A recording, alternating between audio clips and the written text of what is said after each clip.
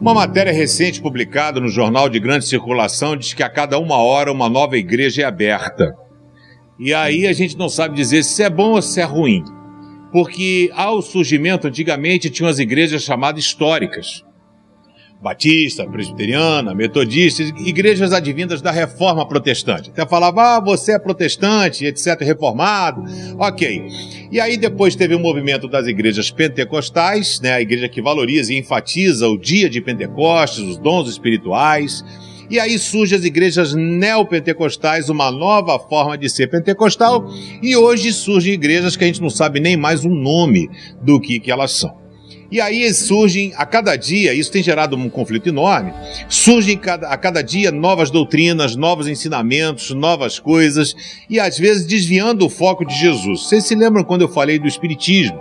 Quando me perguntaram, não pense, e eu disse que muitas vezes a cruz de Cristo ela é colocada de lado e é enfatizado ali, o Dr. Fritz, o João de Deus, é uma entidade, a pessoa que vai fazer a cura. Em muitas localidades e muitas igrejas também, o nome de Jesus, ele às vezes é colocado de lado, às vezes ele não é citado e o poder está na pessoa, no indivíduo. É o pastor que tem poder, é o bispo, é o apóstolo, então se você tocar na mão dele, a camisa dele vai ser uma bênção, a água que você bebe é o cimento da casa própria. E a gente tem que ter muito cuidado, querido, porque Jesus não precisou nada disso para poder alcançar as pessoas. Jesus não precisou prometer absolutamente nada. Ele veio exatamente fazer o contrário. E ele, o próprio Jesus, o próprio Cristo, deixa um alerta para a gente, né? Que foi a pergunta aqui do meu querido Gaba.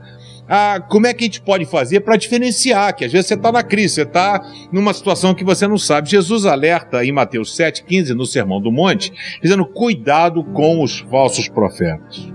Eles chegam disfarçados de ovelhas, mas por dentro são lobos selvagens. Vocês os conhecerão pelo que eles fazem. Os espinhos não dão uvas e os pés de urtigas não dão figo.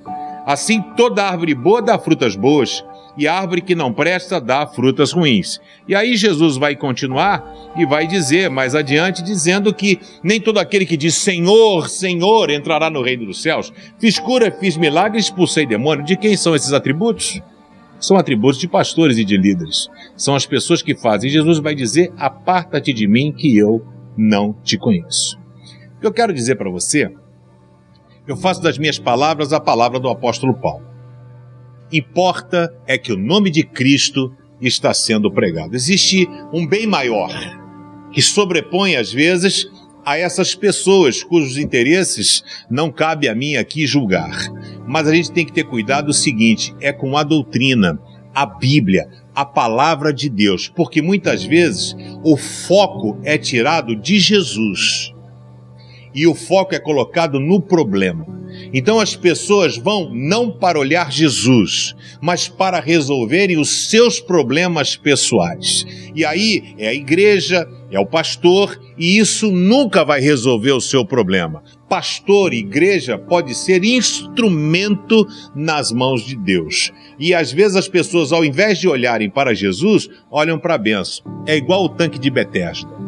Várias pessoas doentes, só tinha doente ali, só tinha enfermo, esperando a água mexer, segundo a crendice da época, para poderem mergulhar na água. Jesus entra ali e ninguém percebe que Jesus entrou. Ninguém olha para Jesus e olha que Jesus já era famoso pelos seus milagres.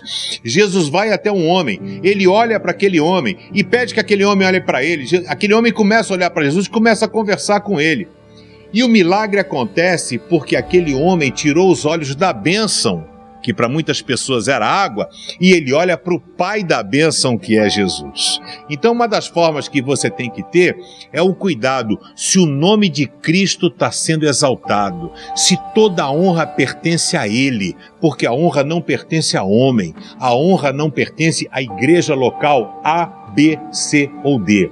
A honra é toda, única e exclusiva de Jesus. Ele alertou que no final dos tempos surgiriam muitos falsos profetas que desviariam até as pessoas que estão no caminho. Por isso que eu desafio você, estude a Bíblia, conheça a Bíblia, a palavra de Deus, porque ela é a nossa bússola, o nosso GPS, o nosso Waze, que vai mostrar o caminho que a gente deve trilhar. Cuidado, Jesus alertou, muitos falsos profetas estariam por aí. Agora, se você não conhecer a palavra de Deus, você há de ser uma presa fácil para essas pessoas. Que você esteja apegado a Jesus, que a sua vida possa honrar aquele que deu a vida por você, Jesus Cristo.